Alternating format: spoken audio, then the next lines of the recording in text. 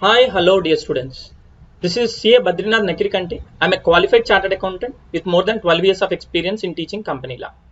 Today I am here to take a topic on section 96 of the Companies Act, which is annual general meeting.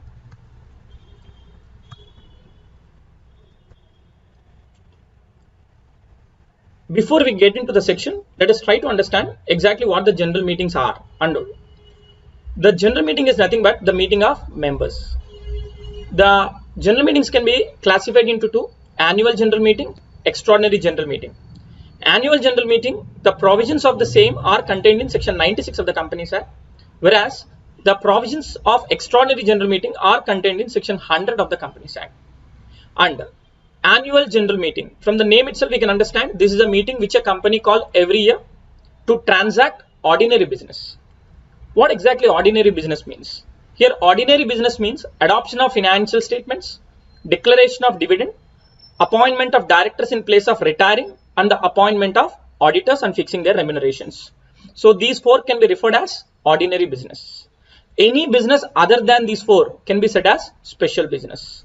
So the companies calls annually the annual general meetings to transact these ordinary business, and if there is any other special business also, if there is requirement to transact on it, it can be transacted.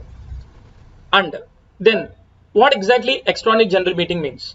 If we have a meeting called as annual general meeting, which is nothing but meeting of members which happens every year, then what is the requirement for the company to have another meeting to be called as extraordinary general meeting? Friends, this, as already discussed, this happens once in a year.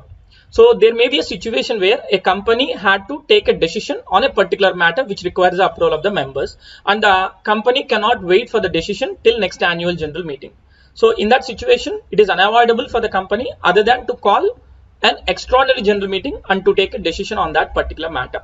So EGM is nothing but a meeting that is held between two AGMs to decide upon a matter which is so urgent which cannot be postponed till next annual general meeting. The section 96 divided into two: section 96 subsection 1 and section 96 subsection 2. Section 96 subsection 1 gives us the points with regard to whom this section applies and what is the timelines within which the AGM must be completed. To whom this section applies: every company other than 1% company shall in each year hold, in addition to any other meeting, a general meeting as its annual general meeting. Which means, friends, despite of the fact that the company would have held many general meetings in a year, it is must that the companies must hold this annual general meeting to transact the ordinary business, as we have already discussed in the previous slide. Moving on, and the second requirement is that the notice calling the AGM clearly should specify the meeting as annual general meeting, which I'll try to explain you by showing you a sample of a notice. You can see this sample notice. The ITC is calling its members to attend to the annual general meeting, and you can see this, that the ITC company has clearly mentioned the notice that is being sent is for annual general meeting, because this requirement is coming from section 96 subsection 1 of the Companies Act. And also you can find the ordinary business. As already said, the main purpose of calling an annual general meeting is to transact an ordinary business, which is nothing but adoption of financial statements, declaration of dividend, director appointment, and auditor appointment. You can find even the same in this sample notice as also.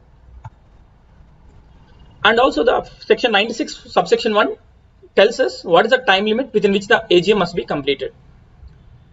Here it differs from first AGM and the second or subsequent AGM. If it is a first AGM, the timelines are the AGM must be completed within 9 months from the closure of the first financial year.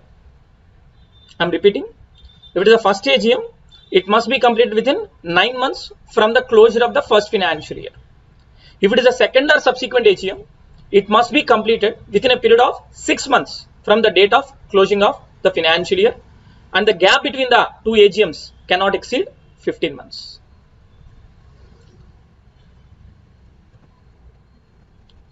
Before we go on to help the same, explain with an example.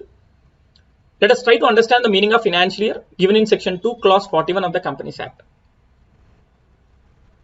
According to section 2 clause 41, the meaning of financial year is given here.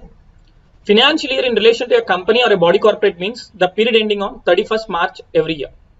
And if it's a company which is incorporated on or after 1st January, it is a period ending on 31st March of the following year. Please remember, following year. So a company whose financial year, a company which is incorporated on or after 1st January, it is the financial year is the period ending on 31st March of following year. Which means, for example, let us say a company got incorporated on 1st January 2018. The financial year of this company is going to end on 31st March 2019. And let us take a company which is incorporated on 1st January 2019. The financial year of the company is going to end on 31st March 2020.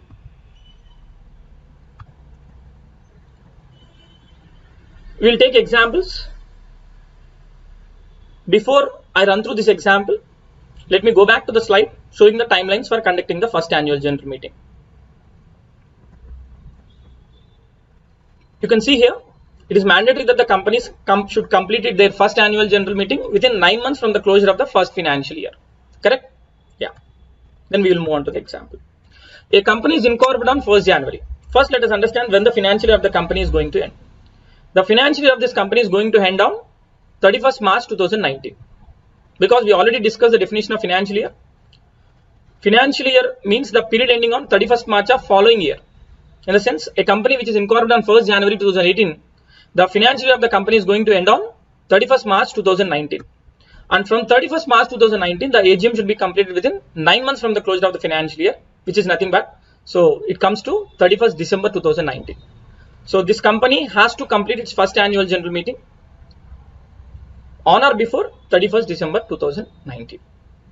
And if a company can have its first AGM according to section 96 subsection 1, then the company is not required to have the AGM in the year of incorporation. For example, you can find here the company was incorporated in the year 2018, but whether there is any AGM that was held in 2018, no, because it's not required. Because as long as the company complies with section 96 subsection 1, there is no requirement for the company to have the AGM in the year of incorporation. But after this, every year the company will have one annual general meeting each year. Coming to the second example, second or subsequent AGM. What is the time limit within which the second or subsequent AGM of a company must be completed? Again, I will go back to the provision. Just go through the provision and then we will come back to the example here. The second or subsequent AGM must be held within 6 months from the closure of the financial year. That is rule 1. And the rule 2, the gap between the previous AGM and the proposed AGM cannot exceed 15 months. So that means the gap between any two consecutive AGMs cannot exceed 15 months. So which means you need to fix a date which complies with both the conditions. We need to fix an AGM date which complies with both the conditions. So first condition is it has to be completed within 6 months from the closure of the financial year, and the gap between two consecutive AGMs cannot exceed 15 months. Now let us see the example. A company completed its previous AGM on 29th May 2018. What is the due date by which the company has to conduct the next AGM? So when the company had completed its previous AGM on 29th May 2018, so it means it may be pertaining to the financial year ending 31st March 2018. So pertaining to the financial year 31st March 2018, already the AGM was over. Now we need to think of the AGM pertaining to financial year ending 31st March 2019. So date of closing of the financial year 31st March 2019, and this is not first AGM, correct? So this is a second or subsequent AGM. According to section 96 subsection 1, the second or subsequent AGM must be completed within 6 months from the closure of the financial year according to condition 1. So the due date of next AGM, considering the 6 months from the date of closure of financial year, will be 30th September 2019. However, there is also another condition, if you could recall, the gap between any two consecutive AGMs cannot exceed 15 months. So considering this rule, this is 28th August 2019 will be the date, the due date, so that the gap between two consecutive AGMs do not exceed 15 months. As already said, since there are two conditions for fixing the timelines for second or subsequent AGM, we need to fix a time or we need to fix a due date which complies with both the conditions. So hence fix a due date of whichever is earlier. So that means 30th September 2019 or 28th August 2019, whichever is earlier. So which will be 28th August 2019. So it means if a company had completed its previous AGM on 29th May 2018, so the next AGM has to be completed on or before 28th August 2019.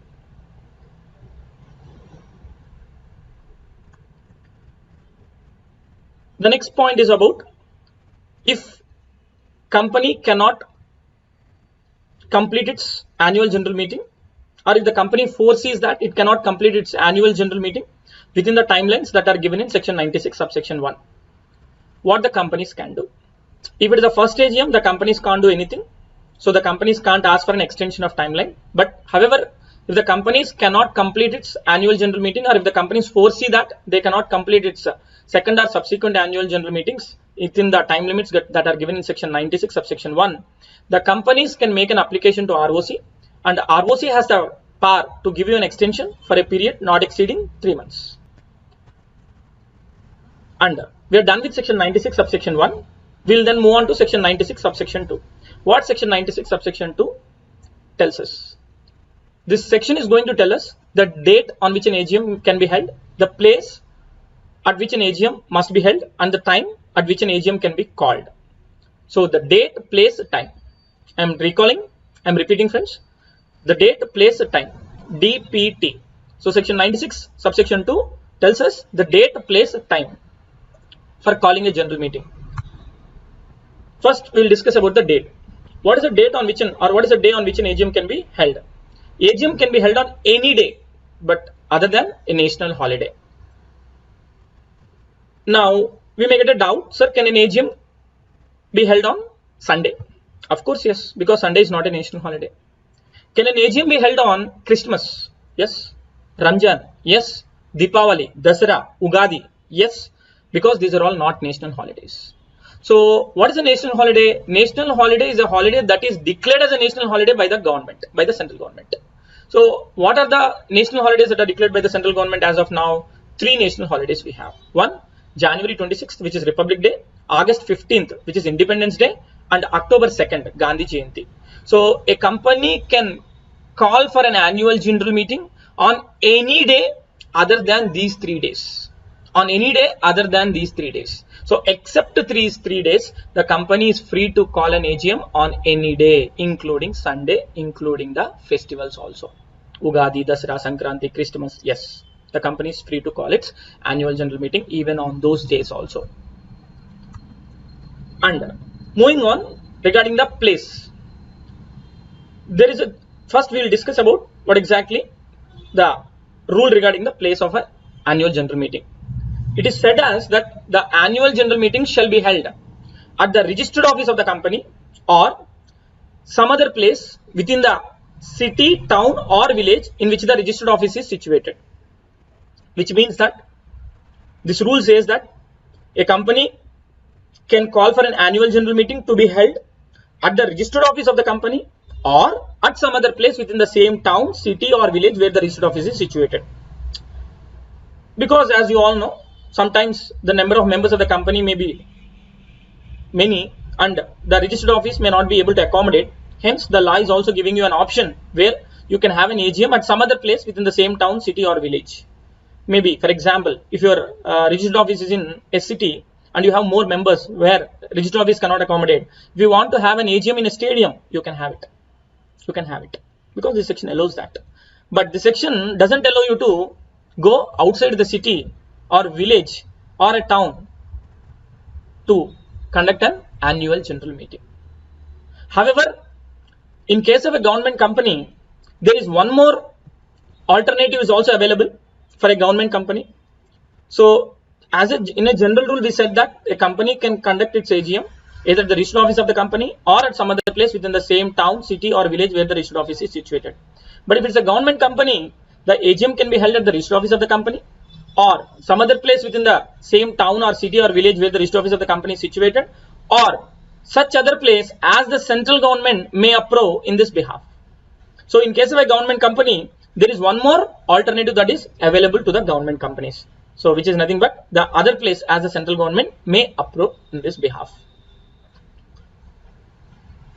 So to conclude, the general rule is that the companies must have their AGM either at the registered office of the company or at some other place within the same town, city or village where the registered office of the company is situated, but not outside the city of the registered office. Sir, is there any exception to this rule? Is there any exception to this rule? Yes, exception is there. Let us see what is that exception. But this exception is not applicable to all companies. This exception is applicable only to unlisted companies. So the AGM of an unlisted company may be held at any place in India if consent is given in writing or by electronic means by all the members in advance. One point to be remembered here is that you can have an AGM at any other place subject to fulfillment of these conditions, but that place should be within India and the company should be a listed company. What are the conditions that are mentioned here? All the members have to give their consent in writing or by email in advance. Let us take some examples. If the Reliance Industries Limited wants to have an AGM in a city other than Mumbai, because Mumbai is the place where the registered office of Reliance Industries Limited is located. If Reliance wants to have their AGM in a city other than Mumbai, can Reliance company have their AGM in any other city? The answer is no, because this exception doesn't apply to Reliance, because Reliance is a listed company. Reliance Industries Limited is a listed company. This section doesn't apply. If the example that was given is for an unlisted company, there may be a chance where the unlisted company, if all the members of the company have given the consent in writing or by an email in advance for having the annual general meeting at some other place other than the city or the town or village of the registered office, yes, they can have it, but that place should be within India again. The next question. There is a company, ABC Limited, which is an unlisted company, and they want to have an AGM in America. Can they have an AGM in America? And it seems that all the members have given their consent in writing or by email in advance. So can this company have an AGM in America? Again, the answer is no. The exemption allows you to, the exemption subject to fulfillment of the conditions allows you to have an AGM at some other place within India. But in no case you can have an AGM outside India. So these are the two important points that you need to remember. The exemption applies to conduct the annual general meeting at some other place within India, and it only applies to the unlisted companies. So listed companies do not have any option other than to conduct the AGM at the registered office or some other place within the same town or city or village where the registered office of the company is situated. The time. What is the time for calling an annual general meeting? Annual general meeting must be called between 9 AM and 6 PM. So that means it should not be called before 9 and after 6. It should be called at any time between 9 AM to 6 PM, which are nothing but referred as business hours. Here, the key word that you need to look at is the called. That means you need to call an AGM at any time between 9 to 6, but it is not mandatory that the AGM must be completed between these timelines. The AGM can be completed. The AGM can be completed even after 6 PM as well. So only with regard to calling an annual general meeting, you need to make sure that you call the annual general meeting between 9 to 6, and there are no hard and fast rules that the AGM must also be completed only between 9 to 6. And in case of Section 8 company, the time, date and place of each annual general meeting are to be decided upon beforehand by the board of directors, having regard to the directions, if any, given in this regard by the company in its general meeting.